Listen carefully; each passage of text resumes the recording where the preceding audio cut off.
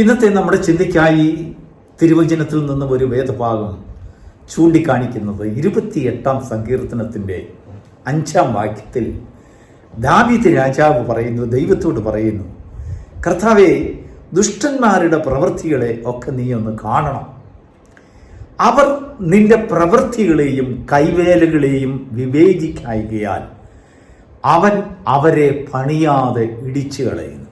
നോക്കൂ, അപ്പോൾ ഏത് മനുഷ്യർ ദൈവത്തിൻ്റെ പ്രവൃത്തിയെയും കൈവേലയെയും വിവേചിക്കാതിരിക്കുന്നുവോ അവനെ ദൈവം പണിയാതെ വിട്ടുകളയുന്നു. അതിൻ്റെ അർത്ഥം മനുഷ്യൻ ദൈവം പണിയുന്നതായ ഒരു പ്രവൃത്തി മണ്ഡലമാണ്. അവനെ ഒരു പുതിയ മനുഷ്യനാക്കി അല്ലെങ്കിൽ ഒരു പുതിയ രൂപമാക്കി നല്ല നല്ല ആശയങ്ങൾ ഉൾക്കൊള്ളിച്ചും കൊണ്ട് പ്രയോജനകരമായ ദൈവത്തിന് യൂട്ടിലിറ്റി ചെയ്യാവുന്ന ഒരു ടൂൾസായി, ഉപകരണമായി കണ്ട് സന്തോഷിക്കുവാൻ പ്രമോദമായി ദൈവം ക്രിയേറ്റ് ചെയ്തു കൊണ്ടുവരുന്ന, ഒന്നുകൂടെ പറഞ്ഞാൽ പണിഞ്ഞു കൊണ്ടുവരുന്ന, പണിശാലകളിൽ നിന്നും പുറത്തു വരുന്ന ചില പ്രൊഡക്ട്സ് ആണ് മനുഷ്യൻ. അവനിൽ നിന്ന് ദൈവം നല്ലൊരു ഔട്ട്കം, ഒരാകൃതി, ഒരാകർഷണീയത, ദൈവത്തിൻ്റെ കൈവേലകളെയും ദൈവം പ്രവർത്തിച്ചതായ പ്രവൃത്തികളെയും നമ്മളിൽ ഓരോരുത്തരിൽ കൂടെയൊക്കെ ദൈവം ചെയ്തതായ വൻ കാര്യങ്ങളെക്കുറിച്ച് വലിയൊരു വർത്തമാനം, ദേശത്ത് വലിയൊരു ഭാഷ്യം, യഹോവയുടെ പ്രവൃത്തികളെക്കുറിച്ചുള്ള ഒരു മഹത്വകരമായ ഒരു പുകഴ്ച ഉണ്ടാക്കുന്ന വ്യക്തികളാരോ അവരെക്കുറിച്ച് ദൈവത്തിന് വലിയൊരു മാന്യത തോന്നും. ദാവീദ് പറയുന്നു, ചില മനുഷ്യർ അവർ ദൈവത്തിൻ്റെ പ്രവൃത്തിയെയും അവൻ്റെ കൈവേലകളെയും വിവേചിക്കായക കൊണ്ട് അവരെ പണിയുന്നത് കർത്താവ് നിർത്തുന്നു, അവരെ എറിഞ്ഞു കളയുന്നു, ഇടിച്ചു കളയുന്നു. എന്താണ് ഈ ദൈവത്തിൻ്റെ പ്രവൃത്തിയും കൈവേലയും?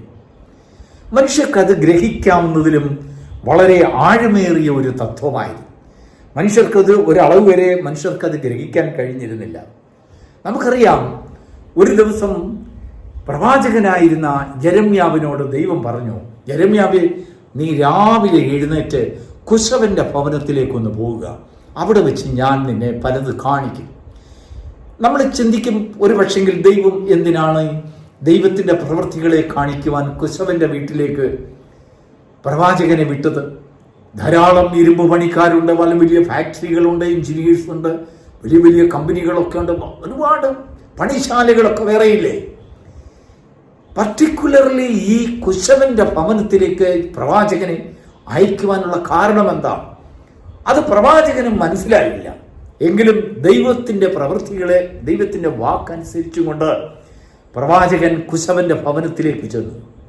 കുശവന്റെ ഭവനത്തിലേക്ക് ചെന്നപ്പോഴാണ് അവിടെ വലിയ കാര്യങ്ങളെ ആ പ്രവാചകന് മനസ്സിലാക്കുവാനിടയായത്. ദൈവം എന്തിനു വേണ്ടിയാണ് തന്നെ അവിടെ അയച്ചതെന്ന് അവിടെ ചെന്നപ്പോഴാണ് മനസ്സിലായത്. കുശവൻ ഇരുന്ന് പണി ചെയ്യുന്നു. അദ്ദേഹം സൃഷ്ടിച്ച അനേക സൃഷ്ടികൾ തൻ്റെ ആ ഷെൽഫിലെല്ലാം വളരെ മനോഹരമായ പാത്രങ്ങൾ, അനേക പൂച്ചട്ടികൾ, അനേക ഷോക്കേസുകളിൽ വയ്ക്കാൻ കൊള്ളാവുന്നതായ അനേക മനോഹാരിത, വണ്ടർഫുൾ ആയിട്ടുള്ള അനേക പ്രൊഡക്ട്സുകൾ അവിടെയൊക്കെ നിരത്തി വെച്ചിട്ടുണ്ട്. എങ്കിലും കുശവൻ പണിഞ്ഞും കൊണ്ടേയിരിക്കുക. ആരൊക്കെയോ വന്ന് വാങ്ങിക്കാൻ കൊടുത്ത ഓർഡർ പോലെ തൻ്റെ പണികൾ നിർത്താതെ പ്രൊഡക്ഷൻ ഇങ്ങനെ നടന്നുകൊണ്ടിരിക്കുക. പ്രവാചകൻ സൂക്ഷിച്ചു നോക്കി. അനേക പ്രവർത്തികൾ ആ കുശവന്റെ കയ്യിൽ ചീത്തയായി പോകുന്നത് താൻ ശ്രദ്ധിച്ചു. പ്രവാചകൻ വിചാരിച്ചു, തീർച്ചയായിട്ടും ആ ചീത്തയായി പോയതുകൊണ്ട് ആ കളിമണ്ണ് കുശവൻ എറിഞ്ഞു കളയും, അത് വേണ്ടാന്ന് വെച്ച് കളയുന്നോ.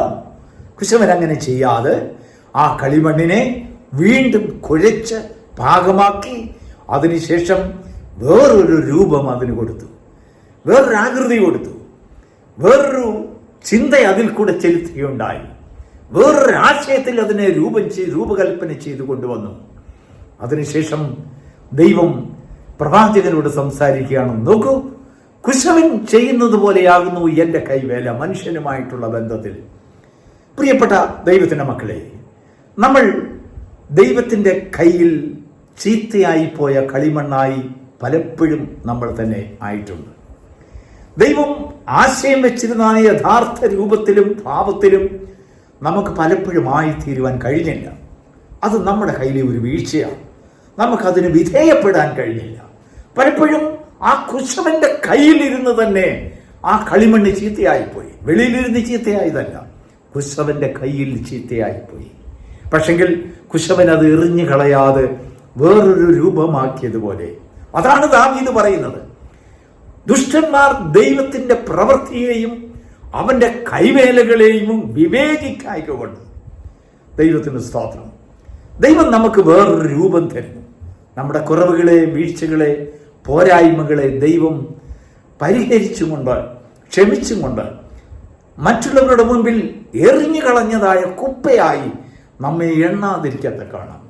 മാന്യതയുള്ള ഷെൽഫിൽ മാന്യതയുള്ള പാത്രമായി ദൈവം പല രൂപങ്ങൾ നമുക്ക് തന്നു. ദൈവത്തിന്റെ പ്രവൃത്തികളെ തിരിച്ചറിയുന്ന മനുഷ്യൻ ആരും? അങ്ങനെയുള്ളവരെ ദൈവം വീണ്ടും പണിയുന്നു. എന്നാൽ ആ പ്രവൃത്തിക്ക് വിധേയപ്പെടാത്ത ചില ജീവിതങ്ങളുണ്ട്. ആ ജീവിതങ്ങളെ കുറിച്ചാണ് ദാവീദ് പറയുന്നത്, അവരെ ദൈവം പണിയാതെ ഇടിച്ചു കളയുന്നു. നമ്മുടെ ജീവിതത്തിൽ ദൈവം ഇടിച്ചു കളയുന്ന പണികളായിട്ടല്ല, ഇടിച്ചു കളയുന്ന ഭാവനകളായിട്ടല്ല, ഇടിച്ചു കളയുന്നതായ അനേക പ്രവൃത്തികളല്ല നമ്മുടെ ജീവിതം, നമ്മുടെ കുടുംബം, നമ്മുടെ കുഞ്ഞുങ്ങൾ, നമ്മുടെ തലമുറകൾ. അവർക്ക് ദൈവം നമ്മുടെ പ്രാർത്ഥന കേട്ട് അവർക്ക് വേണ്ടി ഒരു രൂപം കൽപ്പിച്ചാക്കിയിട്ടുണ്ട്. നമ്മുടെ കുടുംബത്തിന് ഇങ്ങനെ ആകണമെന്ന് ദൈവം പണിഞ്ഞൊരുക്കുന്നതായ ഒരു കൽപ്പന, ഒരു രൂപകൽപ്പന ദൈവത്തിന്റെ സന്നിധാനത്തിൽ ഒരു ആശയമുണ്ട്. എന്നാൽ പലപ്പോഴും ആ ആശയത്തെ തകർക്കുന്ന അനേക പ്രവൃത്തികൾ, ചിന്തകൾ, വാക്കുകൾ നമ്മുടെ ജീവിതത്തിലായി പോയിട്ടുണ്ട്. അതിനെക്കുറിച്ചുള്ളതായ ഒരു ചിന്ത ഈ പ്രഭാതത്തിൽ ദൈവത്തിന്റെ ആത്മാവ് നമ്മെ ചൂണ്ടിക്കാണിച്ചുകൊണ്ട് പറയുകയാണ്, ദൈവത്തിന്റെ പ്രവൃത്തികളെയും അവന്റെ കൈവേലയെയും നീ വിവേചിക്കുന്നില്ല എങ്കിൽ, അത് വിവേചിക്കുവാൻ നിനക്ക് സാധിക്കുന്നില്ല എങ്കിൽ ദൈവം നിന്നെ പണിയുന്നത് നിർത്തും. ഇല്ല, നീ വിവേചിക്കുന്നവനാണെങ്കിൽ രണ്ടാമതും ആ കുശവൻ ആ കളിമണ്ണിനെ അച്ചിലിട്ട് കറക്കുമ്പോൾ ആ കളിമണ്ണ് മത്സരിക്കാതെ തനിക്ക് ലഭിക്കപ്പെടുവാൻ പോകുന്ന രൂപത്തെക്കുറിച്ചും ആ കളിമണ്ണിന്മേൽ കുശവൻ കാണിക്കുന്ന സ്വാതന്ത്ര്യത്തെയും ആദരിക്കുന്ന, ബഹുമാനിക്കുന്നവരാരുണ്ടോ അവർക്ക് വേറൊരു രൂപം നൽകുന്നു, വേറൊരു ആശയം, വേറൊരു മാന്യത, വേറൊരു പുകഴ്ച ദൈവം അവരോട് കരുണ തോന്നി, കൃപ തോന്നി അവർക്ക് വേണ്ടി നൽകപ്പെടുന്നു. ദൈവത്തിൻ്റെ കൃപയെയും കരുണയും മനസ്സിലാക്കുന്ന ഒരു പ്രഭാതമായി ഈ പ്രഭാതം മാറുമ്പോൾ നമ്മുടെ കുടുംബ ജീവിതത്തിൽ, നമ്മുടെ ഭവനത്തിൽ അനേകം കേടായി പോയ കളിമണ്ണുകളെ ദൈവം പുതിയ രൂപം കൊടുക്കുവാൻ ദൈവത്തിന് പ്രസാദമാകും, ദൈവത്തിന് കരുണയാകും. അതിനുവേണ്ടിയുള്ളതായ ഒരു അപേക്ഷ, ആ ദൈവസന്നിധിയിലുള്ളതായ ഒരു യാചന കഴിക്കുവാൻ ദൈവം ഈ പ്രഭാതത്തിൽ നമ്മോട് മനസ്സലിഞ്ഞ് ഈ ആലോചന നമുക്ക് തരികയാണ്. എന്തിനാണെന്നറിയാം? പലപ്പോഴും ദൈവം പണിയാതെ എത്ര ശ്രദ്ധിച്ചിട്ട്, എത്ര പ്രാർത്ഥിച്ചിട്ടും കാര്യങ്ങളുടെ മേലൊരു ചലനമില്ലാതെ ഇങ്ങനെ അങ്ങ് കിടക്കുക. കാരണം ദൈവം പണിയുന്നില്ല. ദൈവത്തിന്റെ പണി നിർത്തിയതുപോലെ നമുക്ക് തോന്നുക. ഇവിടെ ഇത്രയൊക്കെ പ്രവർത്തിച്ചിട്ടും ചോദിച്ചിട്ടും കാര്യങ്ങളൊന്നും മനസ്സിലാകുന്നില്ലല്ലോ. എന്താണ് കാര്യമെന്നറിയാമോ? ദൈവത്തിന്റെ പ്രവൃത്തിയെ വിവേചിക്കുവാൻ, അവന്റെ കൈവേലയെ വിവേചിച്ച് നമുക്ക് ഗ്രഹിച്ചെടുക്കുവാൻ കഴിയാതെ പോകുന്നു. ദൈവത്തിന് സ്തോത്രം. ദൈവകരങ്ങളിൽ അവൻ നമുക്ക് നൽകുന്നതായ രൂപത്തെക്കുറിച്ചുള്ള ഒരു സാറ്റിസ്ഫാക്ഷൻ, സംതൃപ്തി. എന്നെ എന്തിനിങ്ങനെ ഉണ്ടാക്കി? എന്നെ മറ്റേതുപോലെ ചെയ്യാമായിരുന്നില്ലേ? എന്നെ വേറൊരു രീതിയിൽ എനിക്ക് രൂപം നൽകാമായിരുന്നില്ല എന്നുള്ളൊരു മറുചോദ്യം ദൈവത്തോടില്ല. ദൈവം തരുന്ന രൂപം അത് മാന്യതയുള്ള രൂപമായിരിക്കും. എവിടെയാണ് ദൈവത്തിന് നിന്നെ ഉപയോഗിക്കേണ്ടതെന്ന് ദൈവത്തിനൊരു പദ്ധതി കാണും. ആ ദൈവത്തിന്റെ കൈവേലകളെ വിവേചിക്കുന്ന, തിരിച്ചറിയുന്ന, വിധേയപ്പെടുന്ന ഒരു പ്രഭാതമായി ഈ പ്രഭാതം മാറുമ്പോൾ തലമുറകളിൽ വ്യത്യാസം, സംസാരത്തിൽ വ്യത്യാസം, ആശയത്തിൽ വ്യത്യാസം, പ്രവൃത്തികളിൽ വ്യത്യാസം, എല്ലാ ചിന്തകളിലും ജീവിതത്തിലും തടസ്സങ്ങൾ നീങ്ങി ദൈവപ്രവൃത്തികളെ അവിടെ പുനരാരംഭിക്കുന്നതിനിടയായിത്തീരും.